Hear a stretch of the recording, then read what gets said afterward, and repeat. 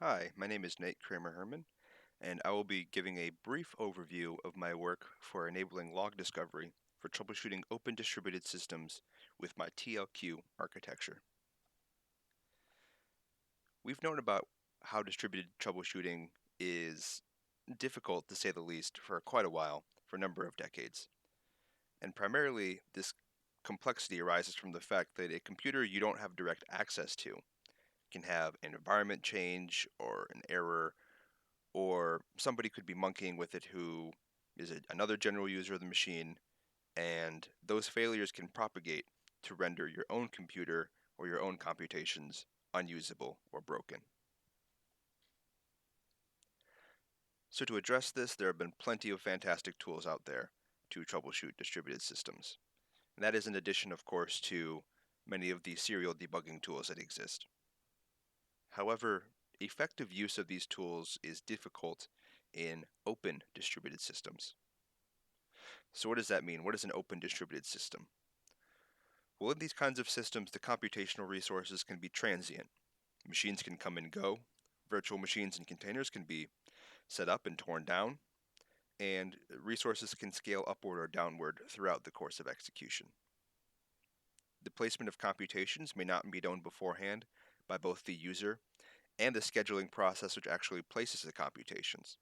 It doesn't necessarily know where things are going to go until the moment of availability. And finally, you might have cross-domain resources, and these resources might exist between independent jurisdictions. You might have a set of clusters, clouds, or grids, which are interacting with each other in order to provide some service which individually they can't give a user. So there might be some communication boundaries between each of these resources, between the jurisdictions of them. So these together provide a few wrinkles for open distributed systems troubleshooting, which need to be effectively addressed in order to make it happen. Primarily, we need to figure out where each debug output exists. Right, this is the problem of log discovery.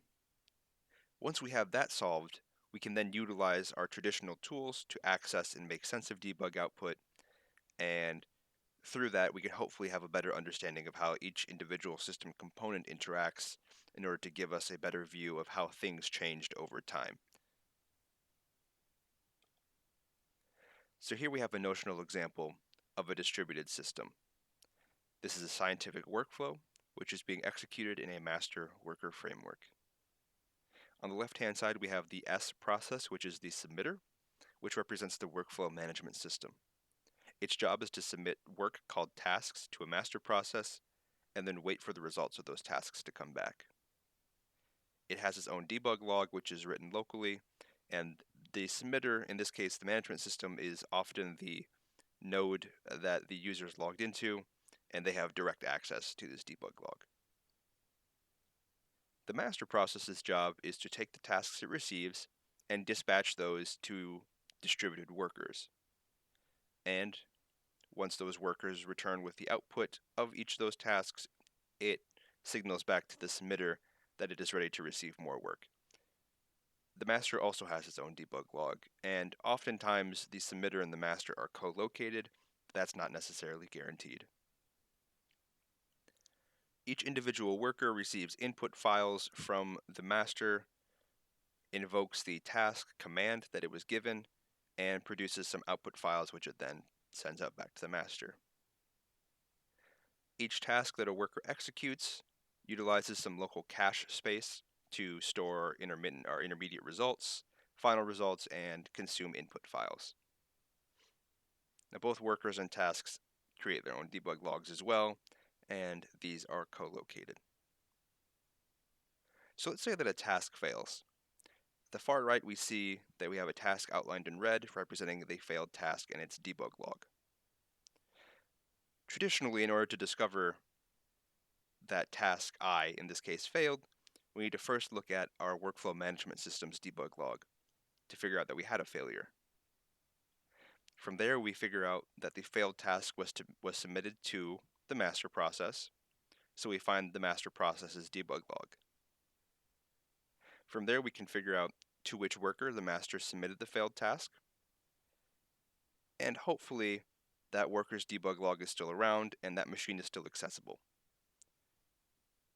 So then we look at the worker's debug log. And from there we figure out where the task's debug log is located, and then we can actually read up as to why that task failed. So through this pipeline, we've had to look through 4 different logs, assuming that we find exactly what we're looking for. So it's a minimum of 4 logs, which can be quite tedious and inefficient. This is further complicated in an open distributed system if the existence of any of these components is a bit nebulous. If we don't necessarily know or are able to find out that worker N exists, we can't ask it questions about the tasks that it ran. This is sort of akin to looking up a web address in a browser. If you know the URL you're trying to find, you can type it directly into your address bar and go to it, no problems. However, if you don't quite know what you're looking for, you need to rely on somebody else who can tell you that address, right? So a search engine. The same is sort of true with open distributed systems. The existence of individual components needs to be advertised to you before you are able to actually ask questions to it. Obviously, this makes sense. So what we're trying to get at here is that we need a way to track debug output in an open distributed system. We need to enable log discovery. This debug output should in turn be queryable, which means that the locations of the logs need to be able to be accessed. And finally, it should be feasible to uncover the different interactions between components of the distributed system so that we can actually make sense of how things changed over time. So I've provided my TLQ architecture, which stands for Troubleshooting via Log Query, which provides 3 essential functions. The first is to advertise a unique URL for each individual log that TLQ tracks to a user client. Through this user client, you can submit queries. In this case, a query is meant as the invocation of a troubleshooting tool of your choice to any of the URLs that it's told about. And finally, TLQ provides a coarse granularity summary of each individual log, and these are called meta logs. They're represented as JSON and give a general overview of what data is contained within a log. So if a user doesn't necessarily know how to make sense of a log, they can start with a meta log first and figure out what's contained within the debug output before asking more fine granularity questions. So here we see the architecture of TLQ. At the top left, we have the querying client, which is the piece the user interacts with. On each machine in the open system, there should be running a log server. This log server is informed about work that is sent to the machine through the way of a wrapper script, which is not included in the architecture, but essentially what this mechanism is meant to mean is when the work gets sent out to the machine that the log server is on, the log server needs to be told that work has been sent, and here's how you find the log for that machine. And once the log server is told about this, the work and the logs are given unique IDs, and the client is then given the URL for accessing each individual log that the log servers are tracking. So as we see under the dotted line, we have the blown up detail of an individual log server, and so the log server is tracking individual files and assigning them unique IDs as shown in the middle. And as the services continue to run, the data in those logs piles up, and those are periodically parsed into JSON.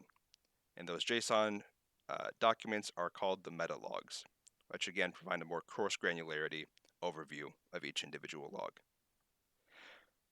So when the querying client submits a query to an individual log server, it can do a few things. First, it can be an invocation of a troubleshooting tool, such as grep. Second, it could be a request to just send the entire log back to the client in case the user wants to read it for themselves.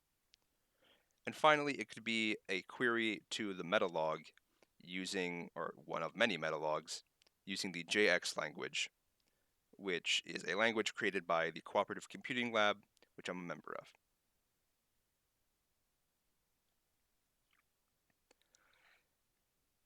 In the paper, we go over an example application called Lifemapper, which is a biodiversity workflow. And Lifemapper had a few intermittent failures that were causing it to fail when it got onto certain machines.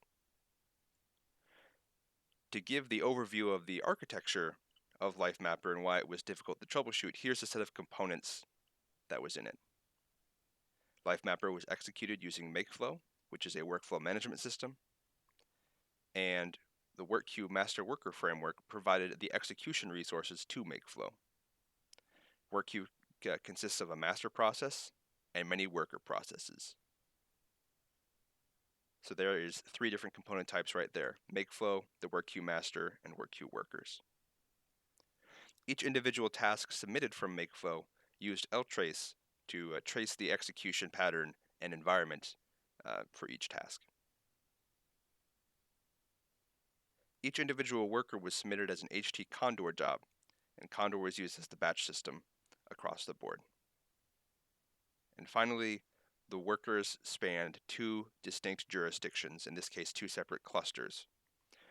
And all these combined together create a large set of component types across 2 different domains, creating an open distributed system where workers can come and go. On the right-hand side, we see a diagram of the structure of Lifemapper. Scientific workflows are often represented as directed acyclic graphs or DAGs, and in this case, the squares represent files and the circles represent processes. A task is defined as a combination of input files, the process which consumes those input files, and a set of output files. So each individual set of squares, circle, squares represent a single task. This diagram shows a very slimmed down version of Lifemapper. The one executed in the paper was much larger, but it gives you a general idea of the structure.